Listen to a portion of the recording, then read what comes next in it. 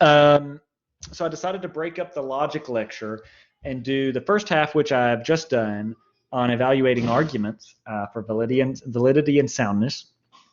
And the second half, which I don't know if you have to watch it before the first half, but it would definitely be better to.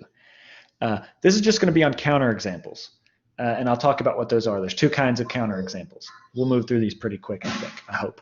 We'll see. Let's take a shot. All right, I'm going to share my screen again. Okay, so we ended here on the last video. Now we're going to look at one more definition to start our counterexample subunit mini lecture thing, to use the technical term. So a counterexample, there are two kinds of counterexample. Counterexample to a claim is an example that proves the claim false. Okay, this is really easy. We don't need to overthink this. Okay, don't make this into some super technical thing. It's just a name for something we already know about. So here's a counterexample. Here's a claim. All famous actors are jerks. Here's a counterexample. Steve Carell. He's a famous actor, but he's not a jerk. Now here's a second kind of counterexample. A counterexample to an argument is an example that proves the argument invalid. So it's an example. Remember, validity, if you remember, is an argument is valid when, if the premises are true, the conclusion has to be true, or the truth of the premises guarantees the truth of the conclusion, or in still another way of saying the same thing, the conclusion follows from the premises. So if you want to have a counterexample to an argument to show that it's invalid, you come up with an example in which the premises are true and the conclusion is false. And it can be an imaginative example if you want. It just has to be possible, okay? So this is something that I see students get hung up on a lot. The counterexample to a claim thing, that's easy, that's intuitive. Counterexample to an argument is not quite as easy, and some people get hung up on sometimes the weirdness or fantastical nature of these examples. But the point is not to come up with an actual real life example, although those are great and maybe even to be preferred if you can come up with them. Any example which is even possible, an example, a scenario in which the premises are true but the conclusion is false, even if you have to go to some sci-fi weird world, as long as that world is possible, as long as it's possible that your example is real, even if it's not actually real, then it works because it shows that it's possible for the premises to be true and the conclusion to be false. Okay, so let me just give you an example, and this might make more sense. Consider this argument. Some people are popular, some people are actors. Therefore, some people are popular actors. This is invalid. If you want to state it really abstractly, what you'd say is, well, it's invalid because even though, you know, some people are popular and some people are actors, that doesn't guarantee that that there's a set of people which are both popular and actors, right? They could be separate groups of people, but that's pretty abstract. We could just come up with a counterexample. So we say, imagine a world where actors are really unpopular. No one likes them. Just categorically, all the actors are unpopular. And there are popular people, but they're all philosophers, right? This is a super self-serving example. So there are actors. So premise 2 is true. And there are popular people. Premise 1 is true. But there are no people that are popular actors. So the conclusion is false. So I've just imagined a scenario where 1 and 2 are true, but 3 is false. And that shows the argument is invalid because it shows that it's possible for 1 and 2 to be true, but the conclusion is false. And that means it's invalid. Okay. We'll get more practice out of this, hopefully in our live session, but cogitate on that one, I guess. Let's practice a little bit. Let's come up with some counterexamples to these claims. Just pause right now and look through these and try to give a counterexample to each of these claims, if not more than one counterexample. Okay, so if you paused, you're back. Let's just move through them real quick so we can make this video short. Here's a claim. When you're fouled while shooting in basketball, you get to take 2 free throws. Now, of course, you might have realized in trying to do these that you actually might have to have some knowledge of the subject matter in order to give a counterexample, and that's often true. If you don't know anything about basketball, you might not be able to give a counterexample of this claim. But that's okay. We're just practicing. We're not doing philosophy. I'm not going to give you assignments in which you have to know something independent of this course in order to give a counterexample, unless I guess I could give you time to do research. But anyway, false. You might have come up with a few different scenarios in which you're fouled while you're shooting in basketball, but you actually don't take 2 free throws. If you're fouled while shooting a 3-point shot, you get to take 3 free throws. If you are fouled while shooting, but you make the shot, you get to take 1 free throw. I'm sure there are other examples. They're just not popping to my head right now. You might be a basketball buff and be able to tell me other cases. This is a Harry Potter example. So I went with the sports example first. Now I'm going with the nerd example, and I include myself there. The Quidditch team that catches the snitch first wins. If you know anything about Quidditch, you know that that's false. Under what circumstances, though? Well, catching the snitch gives you 150 points and ends the game. But if you are more than 150 points behind, you will still lose, even when you catch the snitch.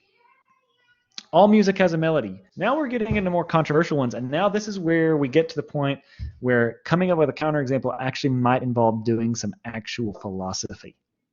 Okay, all music has a melody. Well, okay, well, this kind of gets us into a debate about what the nature of music is. That's a question for philosophers who study what's called aesthetics, the philosophy of beauty and art and music, things like that. Is it part of the concept of music that something has a melody? I'm going to switch back to my video feed just to give you all a change of scenery and wake you up a little bit. Get to look at, my face, my gorgeous face, instead of the PowerPoint for a minute.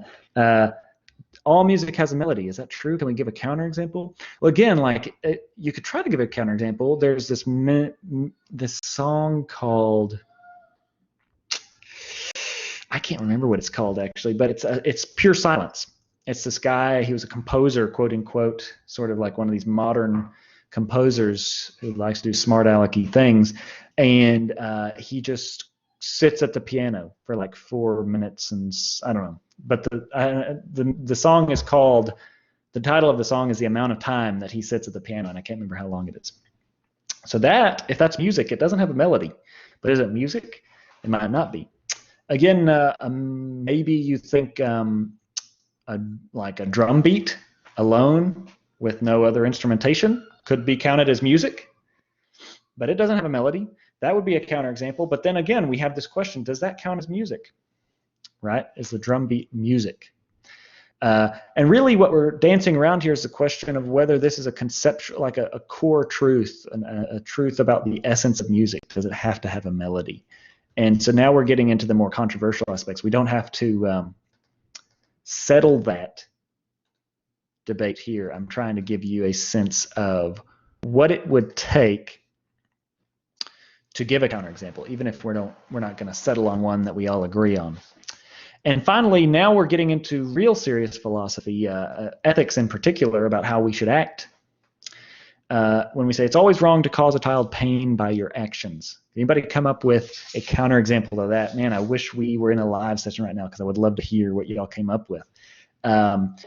There's a few, I think, counterexamples to this claim. It's always wrong to cause a child pain by your actions. And what we really see here is how sometimes claims that look pretty obvious at the onset can actually have counterexamples. You have to think about it and look at it for a long time. It actually brings you to a deeper understanding of the world when you think through these things and try to come up with counterexamples. So maybe one I would say is, what about when you give a kid a vaccine or give them medicine which will hurt them a little bit but will save their life, or you set their bone after they break it, or something like this. So these are all cases where you're causing a child pain by your actions, but it's for it's for their own good, and it's for that reason permissible. You could also think about it. So that's one class of cases where you're doing something for the kid's own good. Think about another case where you accidentally cause a child pain by your actions. Is it wrong if you just accidentally did it and you weren't negligent, right? If I throw a baseball to my friend on a baseball field that's supposed to be just for throwing baseball, and some kid runs out of nowhere and gets hit by the baseball, I've caused a child pain by my actions. Is it wrong? No, it's unfortunate. It's not wrong, though. I wish that I could get it back, but it's not wrong. I didn't do it on purpose. That's another class of counterexample, something I did by accident. And again, so this is also an instructive case. We could modify this claim to try to come up with a case that can't have counterexamples. Maybe we should say, in order to account for the second class of cases, it's always wrong to intentionally cause a child pain by your actions. Or in order to account for the first kind of cases, it's always wrong to intentionally cause a child pain by your actions if it's not for their own good or something like that. And this is often what happens when we do philosophy. We understand the world better. We come to more precise versions of our claim by pointing out counterexamples. So we fix the claim, we modify it to account for these counterexamples and to get away from them. Okay, so now let's look for a counterexample to an argument. Okay, this is a silly argument.